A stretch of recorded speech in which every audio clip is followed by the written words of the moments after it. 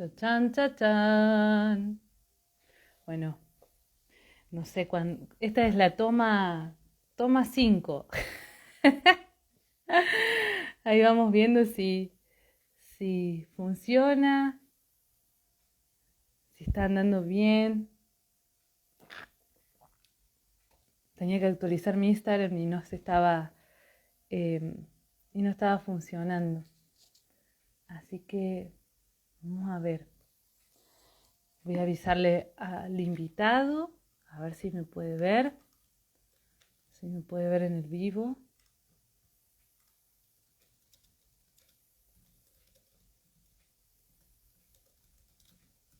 Bien.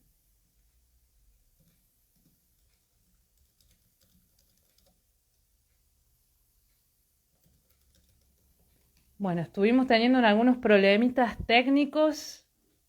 Esta es la toma 5. Vamos a ver qué pasa, si podemos ahí como hacer el vivo. No nos damos por vencidos con Mario. Así que, bueno, mientras tanto voy presentándolo.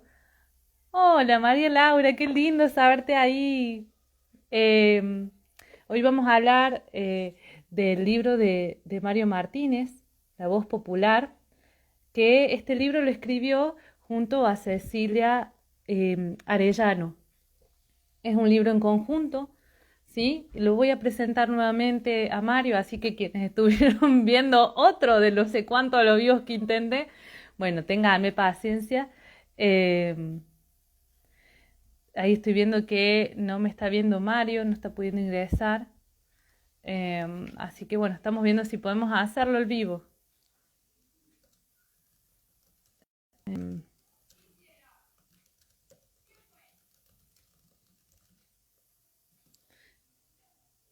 Vamos a ver, denme en un changüí un segundito.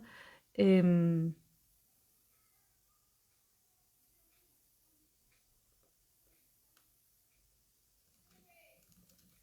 Bien.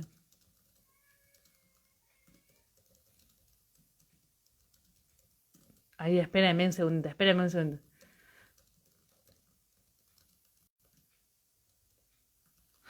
Entonces,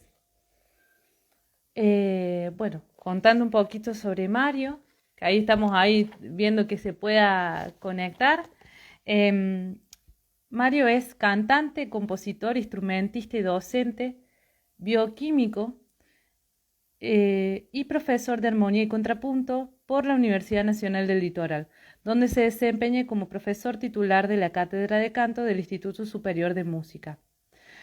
Estudió canto en Buenos Aires y Alemania, especializándose en música barroca. Durante más de 20 años se desempeñó como solista de música del Renacimiento y Barroco en Argentina, Bolivia, Paraguay, Italia, Francia, Holanda y Suiza, sin abandonar la música popular que practicó desde niño. Integró diversos grupos y ha sido arreglador, entrenador de coros y jurado de concursos. Asimismo, compuso canciones y música para películas premiadas internacionalmente. Ahí está, acá lo tenemos a Mario. A ver, lo vamos a invitar. We are the champions. Ya me dan ganas de cantarle. Que lo vamos logrando. A ver, ahí ya se suma. Buenas. ¡Sí! Lo hemos logrado, Mario. Bueno, pero descubrimos cuál era el tonto problema, ¿no? Vos deberías haberme explicado que yo tenía que ser un poco más amistoso y antes seguirte. Claro. Ese era el plan. No, no estábamos logrando ahí congeniar, pero bueno, acá estamos, por suerte, se dio. Así que bueno, como había dicho, lo que pasa es que hice varias pruebas, así que ya no sé bien qué dije al comienzo, lo voy a decir ahora, aprovechando que estás ya presente acá, Mario, que es un gustazo para mí, un honor que formes parte de este ciclo de charlas, este humilde ciclo de charlas, ¿no? Que un poco es nada, compartir esta diversidad de vivenciar el canto, ¿no? Estas perspectivas diversas, poder charlar. Y en eso, bueno, vos planteaste en el libro, ¿no? La voz popular, un tema que me parece un poco polémico. Pero antes que nada, me gustaría que nos cuentes primero cómo es que nace este libro, por qué se dio o qué fue lo que movió para que este libro emergiera, ¿no? Para que se creara. Mirá, los que no estamos acostumbrados a escribir, que no somos escritores, que no somos generadores de trabajos escritos, digamos, a veces llevamos adentro nuestro durante mucho tiempo una idea que pensamos alguna vez puede transformarse en algún escrito más o menos importante para nosotros, ¿no? Que sea para los demás es otra cosa. Y lo llevé siempre como proyecto. En un momento estuve con ganas de hacer un doctorado con respecto a esto y y una doctora en música justamente, que no está más en Argentina, me dijo, no, Mario, las cosas que se pasan por el cuerpo no se pueden escribir, así que cambia de tema. Y siempre lo tuve como una inquietud, el hecho me preguntaba por qué, por ejemplo, algunos países como los Estados Unidos, sobre todo los Estados Unidos, también Brasil, han conseguido generar un corpus de conocimiento en relación a las músicas populares que tiene una jerarquía de tanto valor como la música de tradición escrita. Y sin embargo, la Argentina con una música popular tan vasta y tan importante, nunca se había dado ese lugar, digamos. Si bien existen en la Argentina como es, institutos, instituciones o universidades, ya tenemos unos 20 años de historia no, más, de la llegada de la democracia, ¿no? La primera escuela de música popular que fuera de Avellaneda, institucionalizada dentro del sistema académico nacional, digamos, surgió en el gobierno de Alfonsín, o sea, hay bastante tiempo transcurrido en el camino. Pero a la universidad pública, la música popular llega en contadas cuentas, digamos, muy dosificada, con con un dejo de peligrosidad, con un dejo de pensar que es algo que la universidad no se debe hacer cargo. Te estoy hablando de todas las cuestiones que se discuten, ¿no? ¿Para qué la Tal universidad se cual. va a hacer cargo de esto si esto es patrimonio del saber popular? Nosotros no tenemos que enseñar eso. Bueno, todas esas ideas siempre estuvieron dentro mío, digamos. Yo dije, en algún momento voy a juntar mis dos partes, eh, porque como vos dijiste por ahí cuando relataste el trabajo de mi historia, yo me terminé dedicando a la música barroca, no forzado, me encanta la música barroca, amo hacer eso, pero yo hice desde chico siempre música popular, ¿viste? Y me puse a estudiar composición porque yo componía música popular. Y, y siempre vivió adentro mío. Debo confesar que hubo años de mi formación en donde me concentré tanto en otras músicas que abandoné la música popular o solo la revivía en mi casa, digamos, en la intimidad. Pero siempre fue una llama viva, digamos. Y esa llama con el tiempo fue acrecentando, ¿viste? Y cuando junté ya la experiencia suficiente, después de tantos años de dar clases de canto y qué sé yo, y de haber tenido una experiencia intermedia, mirá, en la universidad, hace unos 7, 8 años, decidimos que a los alumnos que llegaban, tanto de la licenciatura como del profesorado en canto, llegaban al cuarto y quinto año, los dos últimos años de la carrera, eh, darles la oportunidad de que si ellos querían tener como objeto de estudio la música popular, lo tuviesen. O sea, ya teníamos como una cuestión previa antes de que existiera la carrera de música popular que ahora tenemos en la Universidad del Litoral. Eh, y siempre tuve la idea de llevar a la música popular al mismo lugar de valor en el tratamiento del conocimiento de la música popular y de la práctica y de la teoría y de la filosofía, eh, y de que sea tan fuerte como la de las otras músicas. Y bueno, llegó un punto en donde la oportunidad me la dio el INAMU, me presenté al concurso del INAMU, gané el concurso del INAMU y después ya no tenía escapatoria, tenía que escribir el libro. Claro, o Llegó sea, la hora, claro. todas esas ideas que andaban en mi mente desde hace mucho tiempo y que ya habían, digamos, atravesado de un modo mi experiencia práctica de laburo, digamos, conmigo mismo y con los estudiantes, finalmente se tenía que hacer realidad. Y como era una empresa que había que hacer en pocos meses, dije, esto no lo voy a poder hacer solo, había que abarcar un montón de temas que, en los que yo no había pensado, digamos, porque no me interesan tanto. Y yo había tenido charlas con esta colega Cecilia Arellano acerca de este mismo tema y en ella vivía una cosa similar. Y entonces la convoqué a ella para que escribiésemos el libro juntos. Cuando empezamos a escribirlo, con toda la experiencia, con toda la esperanza de que acordásemos en todo, nos encontramos con la hermosa realidad de que no acordábamos casi en nada. Eh, y ahí decidimos dos cosas.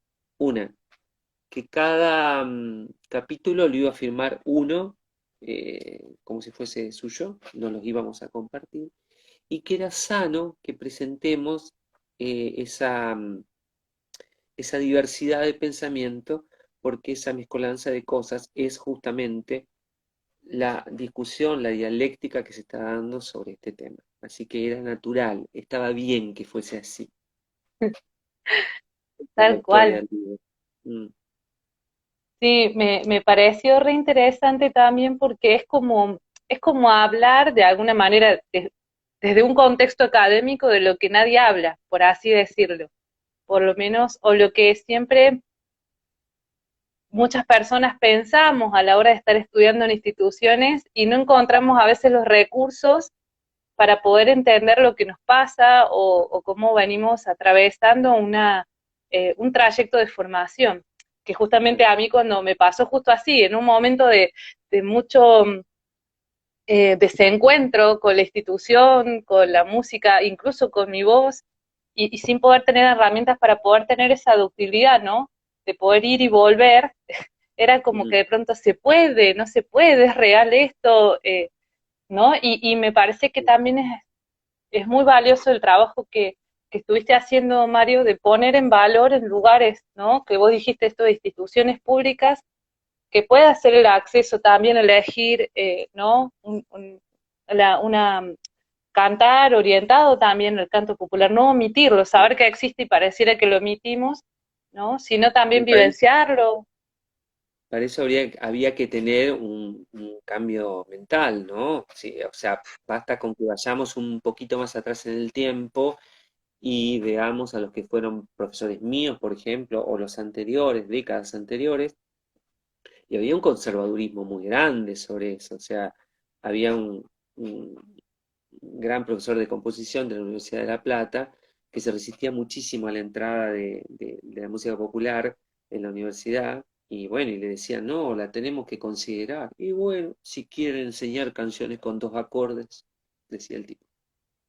O sea, esa mente tan cerrada frente al objeto música popular, digamos, sobrevivió demasiado tiempo y bueno, creo que se va dando algo natural con gente de mi generación que va diciendo, bueno, basta muchachos, es una música más, tratémosla como tal, tratemos de investigar qué es lo que pasa, si alguien quiere dedicarse a eso, respetémoslo.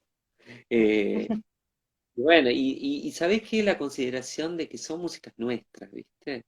Me parece que ahí Tal hay cual. un componente ideológico importante. O sea, si bien los compositores de la música académica argentina tomaron en distintas etapas de sus vidas a las músicas folclóricas para recrear en ellas canciones de cámara, óperas y qué sé yo, eh, en esas obras quedaba un sesgo de la música popular. Era como enaltecerlo significaba usar el tratado de armonía europeo la forma de cantar del último romanticismo, y bueno, y ahí sí apareció una música nacional realmente valedera. Pero Ah, Bueno, eso era una barrera que había que romper, digamos. Y se está rompiendo de a poquito, con problemas, ¿no? sí, Con problemas, sí, muchos problemas, demasiados, pero bueno, me parece un desafío súper interesante que la generación de tuya, por ejemplo, lo va a resolver, ¿viste?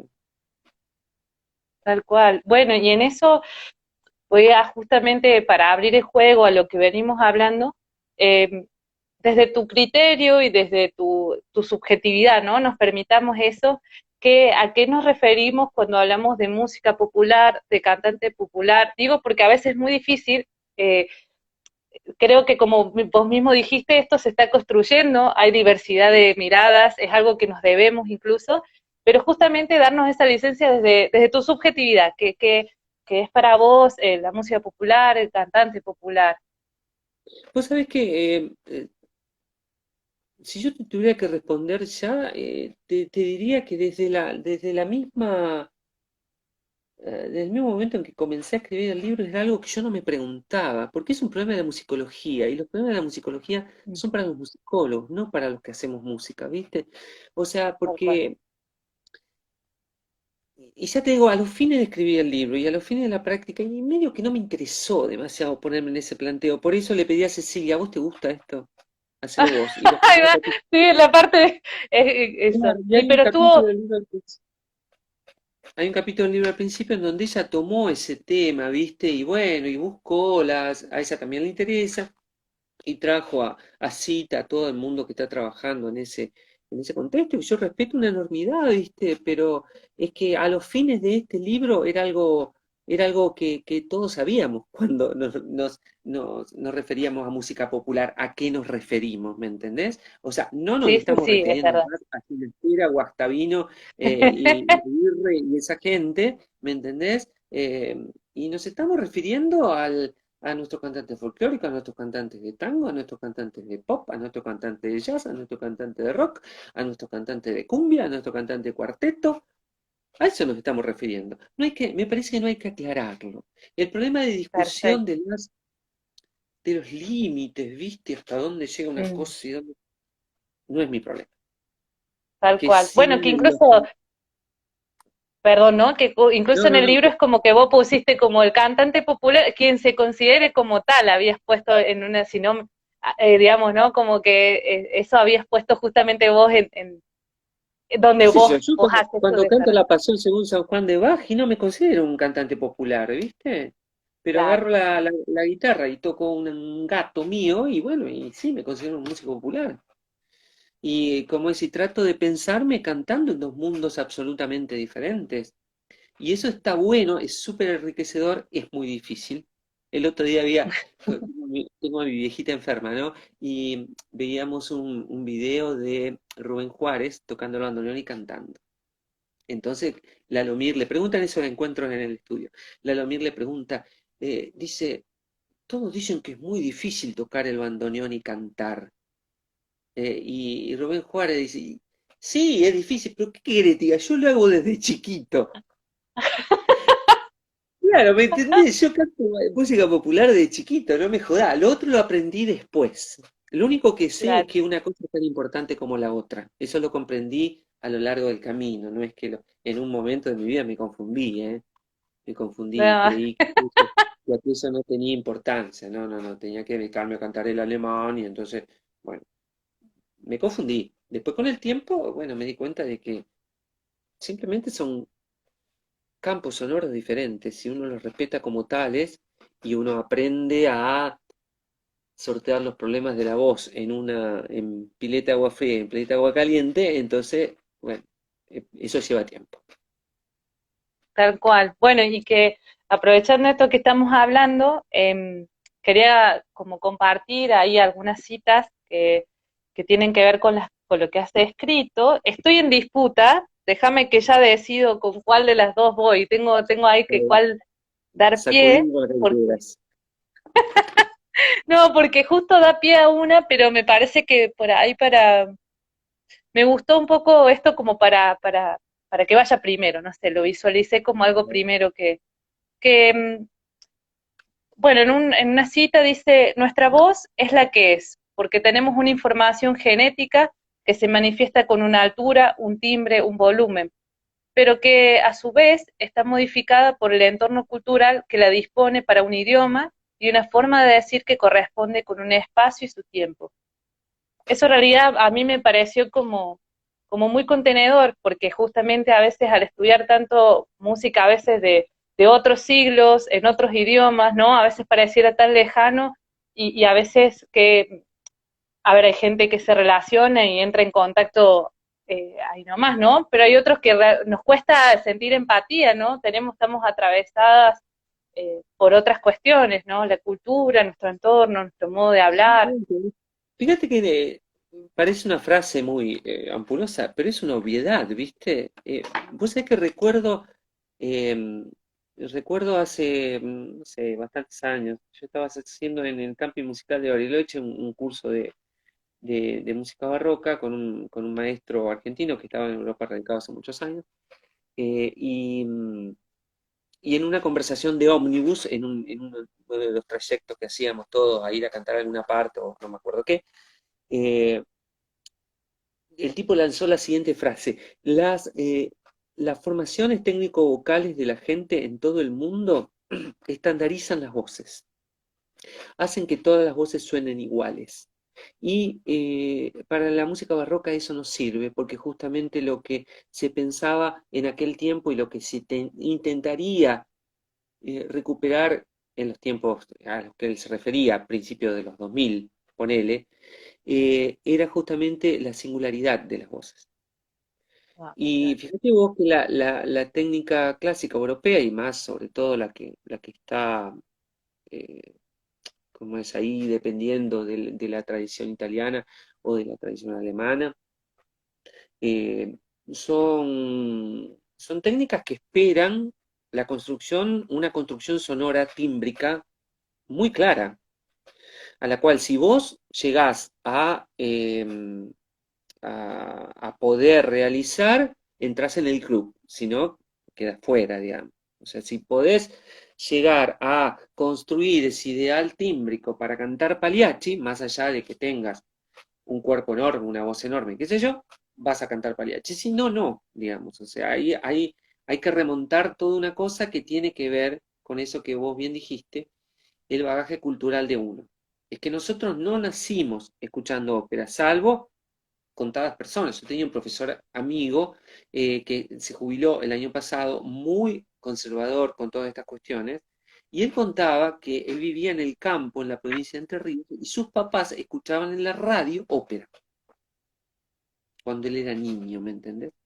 Entonces, para Claro. él, ese discurso, esa, esa señal de la cultura, para él no era extraña.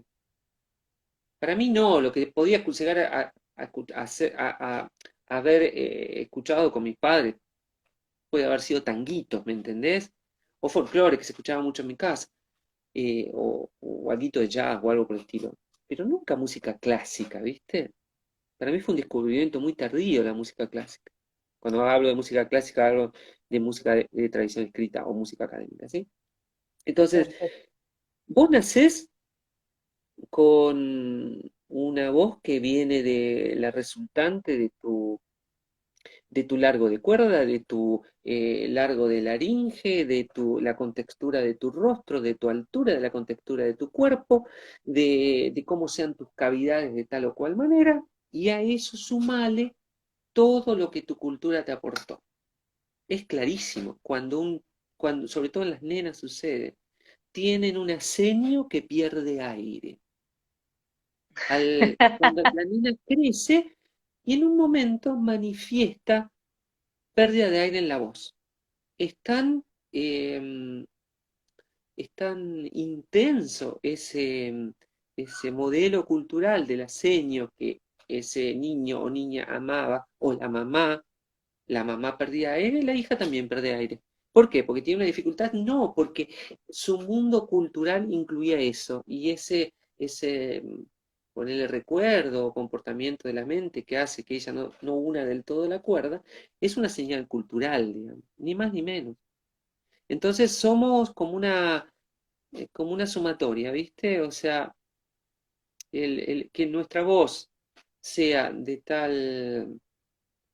tal tesitura, de tal tipo, si se debe decir, de tal tipo, aguda o grave, que sea voluminosa o no, que sea rica tímbricamente o no, depende de un montón de factores de tipo genético, como el color de los ojos o que el pelo sea enrulado o lacio, y a eso tenés que sumarle todo lo que culturalmente influyó sobre ese individuo para que finalmente tengamos la voz que tenemos. Tal cual, sí, Por ahí, sí, sí. por ahí como yo me puse a pensar hasta dónde forzamos los límites de nuestras voces, ¿viste? O sea, cuando por ahí nombro a las bandas tributo, por ejemplo, a mí me asombra ver a la gente que vive imitando hasta llegar a ponerse la Ujú, misma ropa y cortarse el pelo de la misma forma. El otro día que en mi casa había un sí. señor imitando a Sergio Denis, entonces tributo a Sergio Denis. Y cantaba igualito, ¿viste? Con las mismas poses y todo, ¿viste? O sea, bueno, ya se va de mambo. Pero sabemos que funciona así. Y fíjate vos que, ¿quién sabe cómo será la voz de ese señor? La Mm, voz que él considera que a él le sirve para expresar, para decir, para sentirse bien, es la voz de Sergio Denis. Bueno, ahí la claro, cultura influyó para que Carlitos Pérez haya perdido su voz real. No está ni bien ni mal, es una construcción cultural, como tantas. tal cual. Em, bueno, ahí María Laura dice somos consecuencia. Claro, Y bueno, y en realidad también algo que tiene que ver un poco con lo que vamos hablando, esto que vos dijiste de los mundos, ¿no? Algo que a mí me fue muy abrazador. En ese momento, mientras te leía, tenía ganas de darte un abrazo y decirte gracias, Mario, por esto que estás diciendo. Fue como un poco vos hablas esto de los timbres, porque personalmente para mí yo llegué a pensar en una instancia de que no era posible poder cantar, nada, en estos dos mundos, ¿no? En una voz más académica y en una voz más popular, me parecía tremendamente, nada, imposible, era como, o sos uno o sos otro. Y cuando vos hablas de timbre, a mí me hizo replantearme varias cosas, me hizo como ver desde dónde, si no, buscar esta cuestión más funcional y más versátil. A veces en la educación se da mucho una cuestión estética y no tanto funcional. Y voy a leer más varios fragmentos para ya dejarte hablar a vos con respecto a sí, esto. sí, Y tiene que ver con lo que vos hablas con respecto a timbre, ¿no? Y dice, si definimos que cambiando ciertas variables de nuestro tracto podemos obtener un timbre determinado dentro de los límites de nuestra fisiología. Estamos también diciendo que podemos construir un timbre que responda a un tipo esperado e inclusive a más de uno, claro, ¿no? Y que habías comparado también como si fuera una pieza, un cuarto, ¿no? El tracto vocal, ¿no? claro. El tracto vocal una cosa absolutamente móvil, ¿viste? O sea, la comparación que a mí se me ocurrió ahí en ese momento es, si tuviésemos aparatos para medir la componente de frecuencia que tiene nuestra voz adentro de una sala vacía y le vamos aportando cosas a la sala, sillones, peluches, qué sé yo, vasos, no sé, elementos, ¿sí? La resultante tímbrica, o sea, la sumatoria de la frecuencia que van a aparecer como resultante de mi voz en ese lugar se va a ver modificado. O de mi voz, pensemos en un instrumento en vez de pensar en una voz, ¿no es cierto? Fíjate lo que es la voz nuestra, en donde todas las partes de nuestro tracto vocal pueden moverse para todos los lados que querramos. Modificar el volumen, modificar la forma, modificar tantas cosas que pueden hacer que se modifique el timbre. De hecho, los estudios actuales acerca eh, de cómo funciona técnicamente una voz para cantar rock o pop, el mismo belting o cualquiera de las denominaciones de las escuelas como la de Catherine Sadolin, por ejemplo, que es una profesora británica que tiene su escuela en Escandinavia, en un país escandinavo, no me acuerdo, Finlandia me parece. Eh, Ella lo que postula como trabajo técnico en el cantante que va a hacer música popular es encontrar las modificaciones de las cavidades suficientes para alcanzar aquel ideal estético sonoro que necesita para tal música. Ahora, sí, encontramos que si yo quiero cantar tal o cual música y responder a ese ideal estético sonoro, primero se tiene que dar una cuestión de que yo lo pueda hacer. No todos lo podemos hacer. O sea, jamás yo podría sacar la voz de la Mora Jiménez. O sea, no lo podría hacer, por más que quisiese. A lo mejor trabajando años, ¿me entendés? Podría encontrar el saborcito témbrico que yo debería tener para cantar cuarteto. Entonces, debería montar un estudio tremendo sobre mí mismo, de cómo modificar mis cavidades para conseguir un timbre parecido al que se espera. ¿Por qué se espera? Y porque la música es así, porque se espera un timbre determinado que genera una pertenencia con esa música, así como en las Mm, músicas clásicas. Entonces, tal cual. esas búsquedas son a veces vagas, o sea, porque no están todavía estandarizadas, porque quien las busca estandarizar, como lo hizo Joe Steele en Estados Unidos, o esta otra persona, que son gente que está trabajando actualmente. Joe Steele falleció a principios de los 2000, pero esta persona trabaja actualmente. Eh, Se las recomiendo, busquen en internet CVT, Complete Vocal Technique, eh, así se llama su instituto. Como todas las, las cosas que se generan ahora, ¿viste? En este mundo tan mediado por el dinero, es una especie de club en donde uno tiene que abonarse, entonces recibir los libros, las grabaciones, los documentos. Pero ya hay polulan un montón de cosas por la red que se pueden conseguir en forma no santa. Y ella lo que intenta, como yo intento en el libro, es poner en objetivo, a ver, si yo quiero cantar y que me si mi voz suene rock and rollera, tengo que hacer esto. Entonces, ¿qué dice la mina? Practica estos ejercicios, pero de esta tesitura a esta tesitura, con esta dinámica y no te muevas de ahí, con estos fonemas y no te muevas de esos fonemas, porque si te moves de alguna de estas cosas, te vas a reventar la voz. O sea, hay un estudio previo sobre eso. Eso no las debemos todavía nosotros, estamos en la búsqueda de eso. Yo estoy usando mucho la bibliografía de esta mujer. A mí me parece lo más atinado que he leído en los últimos tiempos porque es como tratar de echar un manto de luz sobre esa cosa oscura de cómo hacemos para cantar tal cosa. Porque o lo tenemos de la cultura y lo sabemos hacer porque sí, ¿sí? Y además no sabemos sopesar y valorar qué es lo que estamos haciendo y los riesgos que puede tener eso que estamos haciendo. Y entonces, bueno, eso merece que de a poco se vaya construyendo una teoría sobre eso. Yo creo que está en camino, ¿viste? Que se está haciendo en Tal distintos cual. lugares del mundo. Los latinoamericanos tendremos que hacer lo mismo, ¿viste? Eh, Me diversifiqué y no sé si te respondí la pregunta. Eh, Sí, pero aparte y más, y en eso en realidad me estás dando pie a otra de las citas que con esto eh, para que la encuentre, acá está. Em, no, no era esta, era esta, acá. Que tiene que ver sobre la tesitura, ¿no? Ahí hablaste sobre sí, el timbre, y después hay otra cuestión que empieza como a dialogar, ¿no? Entre el timbre, la tesitura, que tiene que ver, si no me equivoco, mm, dame un segundo, que no era esta la página. Tengo acá el machete, ahí está. Entonces, que, acá. Muchas estrategias de enseñanza de canto prefieren ignorar los cambios de registro y los pasajes de la voz, otros puntos de la tesitura en donde se verifican modificaciones en las mecánicas de fonación, para no cargar el trabajo que se necesita para sostenerlos.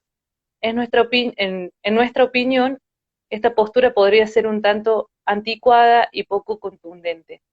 ¿Por qué mira pensé en vos. esto de la tesitura? ¿No? Te dejo esa cita y porque después también un poco, no sé si fue después, quiero asegurarme de eso, pero está ahí como relacionado donde vos también un poco eh, compartís sobre el belting, que me parece que el belting también es como muy polémico a la hora de, eh, pensarlo como una técnica, una estética sonora, ¿no? Y me pareció como interesante el planteo que ibas haciendo. Entonces eso, si querés como compartirnos un poco sobre esto de la tesitura.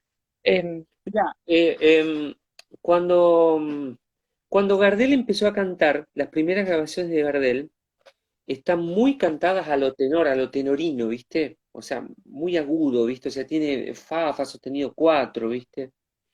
Y al poco tiempo, la misma gente que lo producía Gardel, esto lo cuentan sus, sus historiadores, ¿no? Sus biógrafos, eh, le pidieron a Gardel que bajara las canciones, porque ese timbre tan atenorado y tan brillante no le venía bien al tango.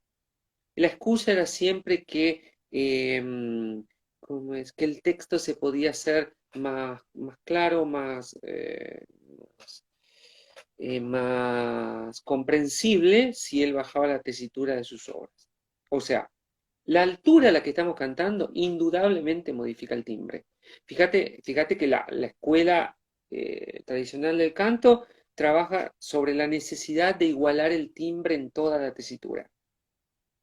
Pero basta con escuchar a una soprano y sabemos que pasada a su voz de cabeza supernatural ya establecida, por ejemplo, qué sé yo, fa sostenido 5 para arriba, digamos, su timbre se modifica, no es el mismo timbre que tiene en su octava 4, digamos. Es imposible, el timbre está modificado. Entonces, las tesituras modifican el timbre, sin duda.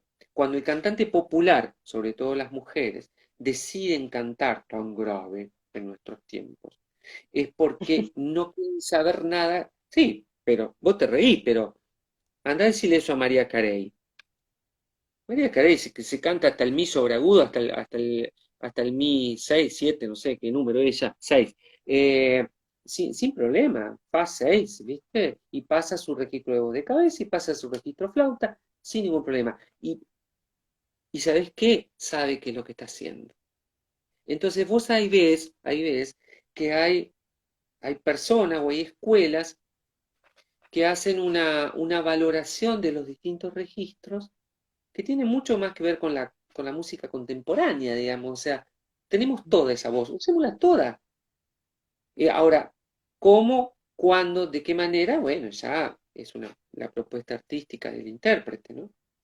Entonces, aquel presupuesto tonto de, no, mejor digamos a los alumnos que los cambios de registro no existen, porque si no se están preocupando de eso nada más y no cantan.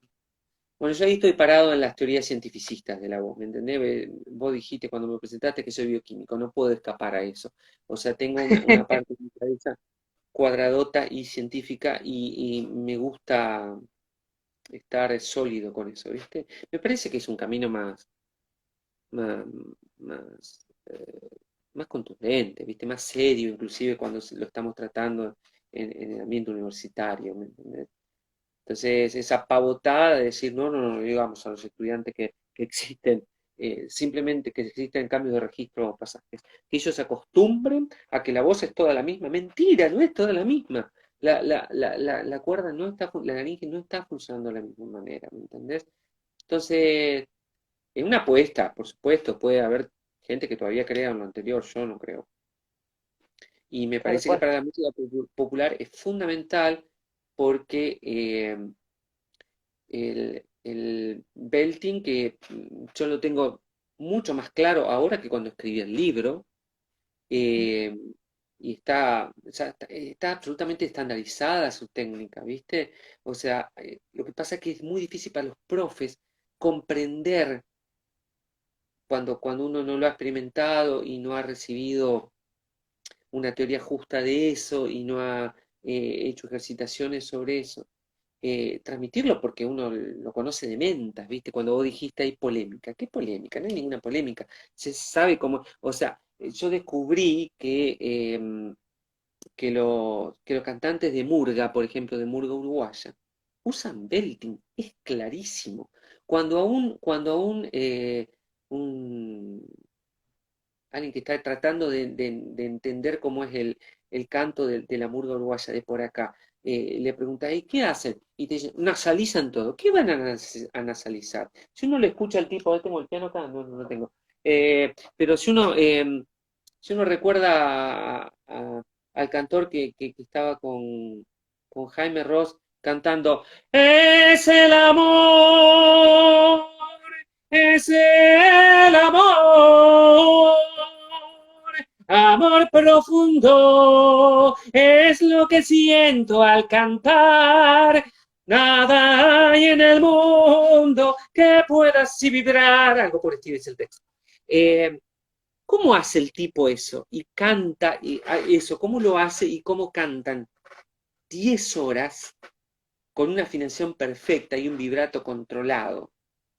Hacen belting, sin duda. O sea, trabajan sobre el arillo ariepiglótico o con la epiglotis, como dice esta autora que te cité recién, cerrándolo sobre la laringe, crean un tapón. Es el amor.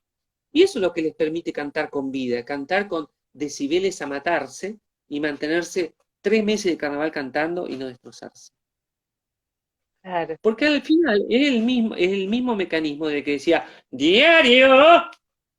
¿Entendés? Es el mismo Claro, mecanismo. Es el mismo de ahí mecanismo. nace. Lo que pasa es que, bueno, antes te decían, eso es engolar. ¿Qué carajo es engolar? Engolar es cantar con la garganta, y cantamos con la garganta. Eh, entonces, bueno, viste, se mezcla la ignorancia, se mezcla la resistencia a la música popular, ¿viste? Y bueno, hay que ser un poco, hay que abrir la mente y prestarse a la investigación y hacerlo sobre uno mismo primero, para después volcarlo sobre los demás. No es que yo tenga la justa ni nada por el estilo, estoy en pleno camino, ¿viste? Sí, sí, que está buenísimo también, me parece, como reconocer esas vacancias, en el sentido de decir esas cosas que por Sí, ahí eh, no se profundiza, que es un poco lo que hablamos al principio, esas cosas como personas de Latinoamérica, que hay sonidos que son característicos de nuestras músicas y poder indagar, profundizar, probar, jugar, ver posibilidades, me parece como que es una vacante poder ponerlo desde una perspectiva más académica, ¿no? Y en absolutamente. eso se está yendo. Eh, Pero si no y la me, estudiamos nosotros, ¿qué no va a ser, viste? totalmente, totalmente. Por Eh, ahora me toca a eso mí, me, más adelante le tocará a ustedes. Claro. Ojalá tomen la posta y se escriban más cosas, ¿viste? Y se aventuren a escribir cosas, porque yo tuve una sensación, me acuerdo cuando presentamos el libro, a mí me salió la frase, eh, generalmente pensamos que los libros se escriben en otra parte, ¿me entendés? Se escriben en Buenos Aires, o se escriben en París, o se escriben... Y las vivencias, ¿quiénes las tenemos nosotros? Bueno, escribamos lo que vivimos. Empecemos por ahí. Seamos responsables, no escribamos cualquier cosa porque si no aportamos a la confusión, ¿no? Pero si investigamos, somos serios y podemos escribirlo y hacemos crecer la cuestión. De eso se trata, de hacerla crecer. tal cual, tal cual. Em, bueno, Mario, y llegando a una de mis últimas citas acá marcadas, tiene que ver con otro tema que vos desarrollas, que es la interpretación. Sí. Yo extraje una cita, obviamente esta cita es como un disparador, vos desarrollás bastante esto, así que bueno, como nada, te dejo el libre juego, digamos, ¿no? Perfecto. Em, la cita que me gustaría compartir es: los cantantes usamos textos, que esos textos la mayoría de las veces están en clave poética y que ese discurso poético siempre encierra una historia, un paisaje o simplemente un afecto. Así también actuamos los textos que cantamos y esta operación tan cara al cantante no está escrita en la partitura. El texto y la expresividad del mismo, y probablemente más en el caso de la música popular, condicionan rítmica y tímbricamente lo musical, muchas veces de manera categórica. Mira, en mi vida del centro, en donde yo canté mucha música barroca, una de las músicas que que pude investigar gracias a un maestro con el que trabajé muchos años, es la música italiana de 1600. La música italiana de 1600 es una música para ser cantada con una teorba o una guitarra. Yo la toco con la guitarra barroca y canto y toco al mismo tiempo, como en esos cuadros del siglo XVII, donde hay una persona que está con el instrumento así y está cantando. O sea que hacía las dos cosas al mismo tiempo. Muy parecido al Claro. tipo que agarra la guitarra hoy y toca una chacarera. Igualito. Cuando vos ves esas partituras, ¿qué es lo que ves? Ves, eh, es muy común ver una línea que a veces ni tiene el texto abajo, y una línea en clave de do en primera, por ejemplo, y abajo una línea en clave de fa con un bajo que ni siquiera tiene números. ¿Eso qué quiere? Y después, cuando terminaba la cancioncita, el texto escrito así, y arreglatela.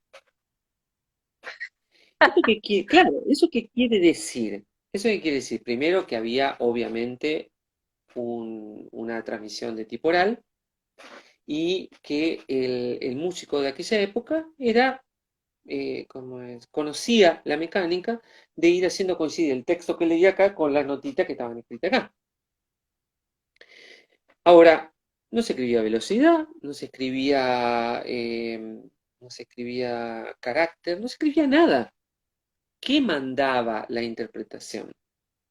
El sentido del texto, el afecto del texto. A mí me encanta esa palabra que, que, que, eh, que, que a partir de la cual se construye la teoría de los afectos de allá de la gente de aquella época, hasta hablando principios del siglo XVII. Justamente lo que se planteaban era descubrir en la música cómo el músico había actuado sobre los afectos de las palabras y cómo había hecho coincidir ambas cosas. Entonces, uno aprende a decir las palabras de tal forma. ¿Por qué? Porque esa palabra merece un efecto y la melodía te lo va diciendo. Cuando hacemos música popular, cuando hacemos un tango, por ejemplo, es eso lo que funciona. Ahora bien, normalmente, o ocurre muchísimo, uno va a estudiar cómo cantar tango con alguien. Y no, vos te tenés que inspirar en el texto y entonces el texto te va a decir cómo cantarlo, como si fuese un polvo mágico el que tenés que buscar. Por ahí puede ser aún mucho más ridículo que te digan, y no, te tenés que ir a vivir al Abasto 10 años, si no, no te va a salir. Claro, claro. O que si querés cantar como es copla y no, te tenés que ir a vivir a los Valles Calchaquíes, en la soledad de la montaña, unos 5 o 6 años, en hojotas y poncho, y ahí No, puede ser que te empiece a salir, ¿me entendés? Pero claro, decime si claro. no hay ese presupuesto. Es cierto, yo lo viví cuando me fui a Europa a estudiar música barroca, vos encontrás que es algo que pertenece a ese lugar. Y hay un montón de cuestiones culturales que uno no tiene, que las toma prestado y uno las aprende a vivir como la viven ellos, parcialmente, obviamente, porque yo no canté Bach en el coro de niños como hacen los alemanes, ¿me entendés? Claro. Eh, o sea, sí es una experiencia que complementa. Pero, ¿qué podemos hacer los músicos? Los músicos trabajamos con partituras. Yo rescato una enormidad el trabajo sobre la partitura en el libro. Sería muy largo hablar sobre, eh, hay que leerlo el libro, porque hace un análisis muy, muy profundo acerca de qué cosas vamos a tomar de la partitura. Pero la Tal partitura para cual. nosotros no puede ser el centro en la música popular, tiene que ser un elemento más. Y a ese elemento lo contrastamos, lo competimos, lo hacemos, lo ponemos en tensión con las grabaciones. Y las grabaciones, ¿cuál grabación? Le di a mis pibes el otro día llega de Saudade, ¿cómo es? De- De del de cuerpo Tom Jobim. de las Ah, obras, perdón. de Tom Jobim, el cuerpo de las obras de la bossa nova súper tradicionales. Entonces buscan las grabaciones. ¿Qué buscan para verse reflejados? Roberta Sá. ¿Por qué? Porque es lo que tienen más cerca.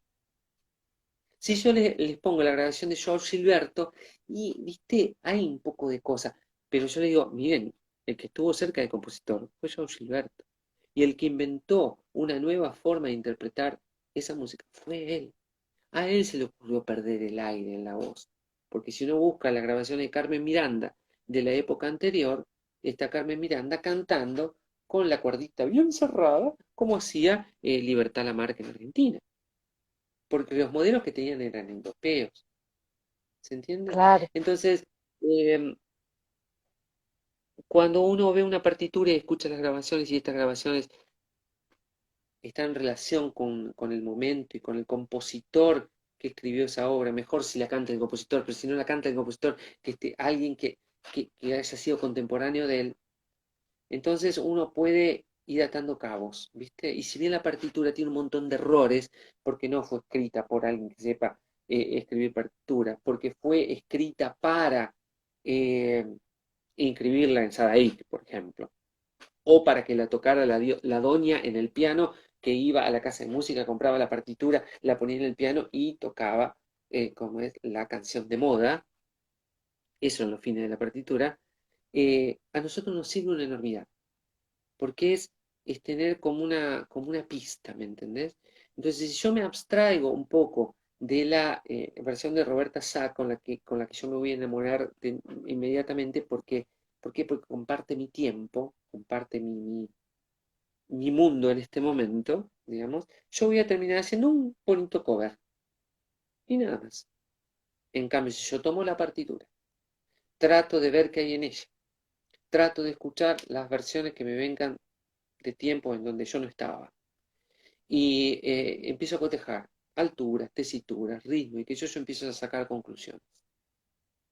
Y entonces ahí puedo empezar a discriminar una serie de parámetros que yo llamé constantes interpretativas, que es un laburito en el análisis de los tangos que me parece donde está más logrado, ¿viste?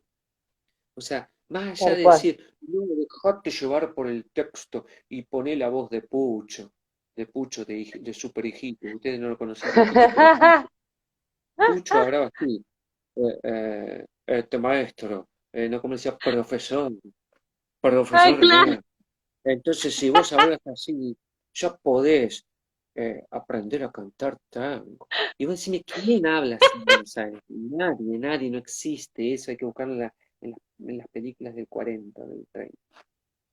Entonces, me parece que los músicos tenemos que hacer el trabajo de encontrar esos mundos interpretativos, de tratar de explicitarlos objetivamente, de modo tal que alguien que se enfrenta a la partitura y escucha las versiones puede con ese conjunto de elementos construir sus propias interpretaciones.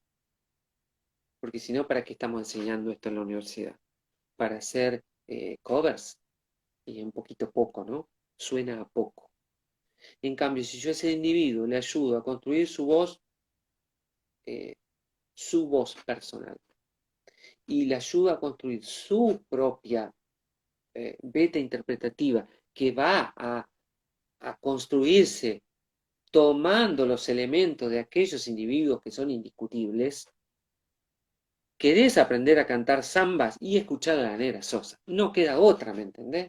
¿Por qué? Porque, bueno, porque es como un ícono, ¿me entendés? Es una cosa a la que vuelven las generaciones. ¿Por qué será? ¿Porque te venden el disco? No. Hay algo que esa mujer hacía bien. Pues leamos de ella, a ver qué hacía bien. ¿Qué es lo que nos hace que nos siga maravillando su magia? ¿Por qué pasan la generación y la gente la quiere seguir escuchando?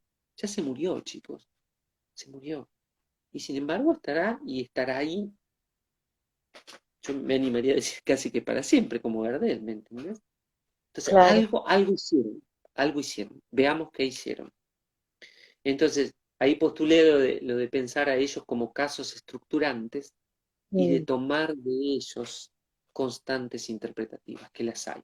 Hay que poner la inteligencia, hay que poner el ojo y el oído analítico y tratar de capturar por qué cantaban en esta tesitura, por qué hacían estas inflexiones, por qué alguna nota la cambiaban, por qué Mercedes cantaba las obras de Ariel Ramírez respetando nota por nota. tal cual. Porque el otro día escuché buscando una obra para mis estudiantes, les iba a dar la cantora de Yala de Cuchi. Y me pongo en YouTube y encuentro una, una versión de, de Esperanza Spalding cantando la cantora de Yala y ella tocando el contrabajo a la vez. Santa Leoncia de Fafá, de la quebrada de Reyes, en Yankee. Me puse a cotejarla con la partitura que está publicada por el Dinamo, que Sí. es un textual de la vieja partitura del viejo. Están las notas que escribió el Cuchi. No hay ninguna, pero ninguna cosa que se separe de la altura en la que está escrita la partitura. ¿Y sabes qué? Funciona mágicamente. Tal Por cual. supuesto, el ritmo sí está intervenido, porque es algo que tenemos que aprender a hacer, intervenir el ritmo en base a estas constantes interpretativas que podemos capturar de los grandes intérpretes. Bueno, ese es el camino que propongo, qué sé yo. Por ahí estoy en lo erróneo y otro viene después y dice, lo que decía este tipo era un bando, así. Bueno, pero personalmente resueno mucho, te voy escuchando y resueno mucho. Y también, Mario, nada, como dije anteriormente, me parece como muy interesante. Voy abriendo juego por ahí si alguien quiere hacer alguna pregunta, alguna cosa, ya vamos llegando al final. Así que está abierto también para quien quiera hacer algún comentario, alguna cosa, está abierto el juego, ¿no? Pero aprovecho eso para decirte, Mario, que a veces también eso nos hace bien tener este tipo de trabajos como para también reforzar y que no quede tan aéreo en nuestras búsquedas como intérprete, ¿no? Para quienes estamos transitando formaciones desde lugares más formales, si se quiere.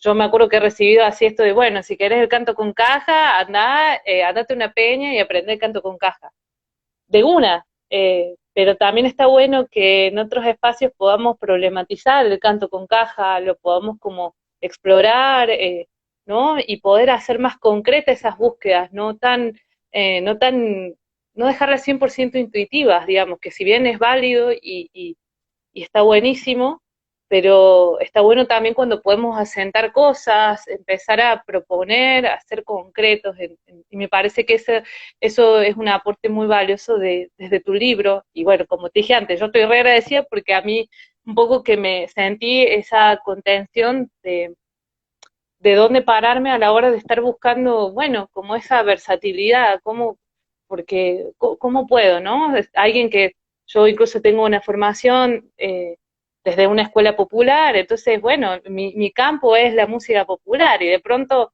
cantar obras que alguien que estudió toda su vida en un conservatorio y yo tener que cantarlas también, y bueno, mi proceso va a ser distinto, mi búsqueda distinta, entonces era como así, bueno, no es tampoco tan errado lo que me pasa, ni tan loco, el hecho de que Te no. hicieron creer que era errado o te hicieron dudar sobre eso.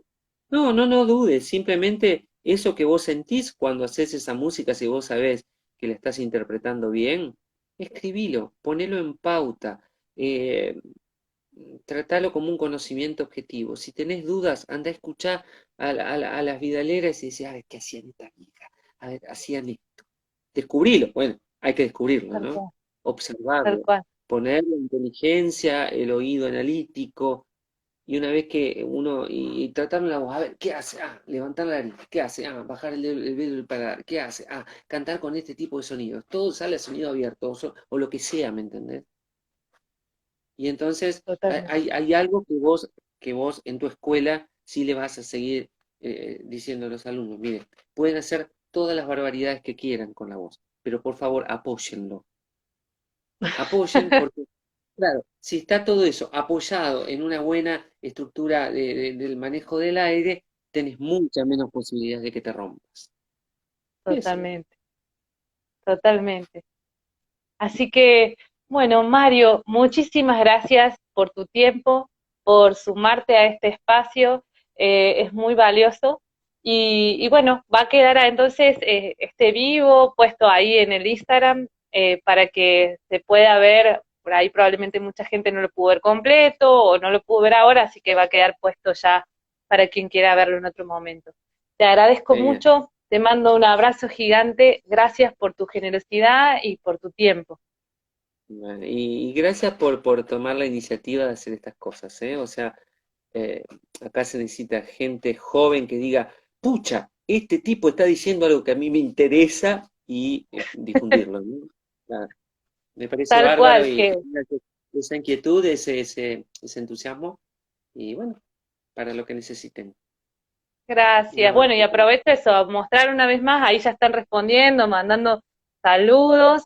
eh, ¿No? Acá, a ver que no se me vaya. Música, perdonen que no se me ve muy claro los nombres. Musicando Espacio dice gracias. María Laura, qué buena charla, muchas gracias por compartir, Fede, interesante.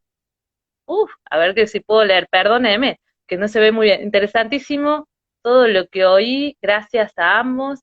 Sabri, hermosa charla, gracias, gracias inmensamente. Bueno, ahí ya están todos los agradecimientos. Una vez más muestro el libro para quien no lo conoce, La Voz Popular.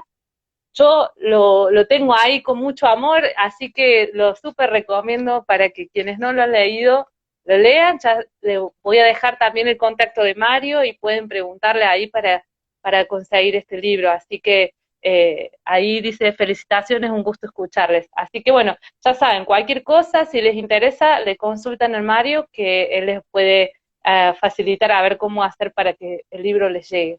Así que bueno, Dale. un abrazo y un beso Un gigante abrazote. para Gracias, todos, Flor, todas. por el entusiasmo y Gracias, el interés. Mario. Chao, buenas noches. Gracias. Chao, chao. Chao.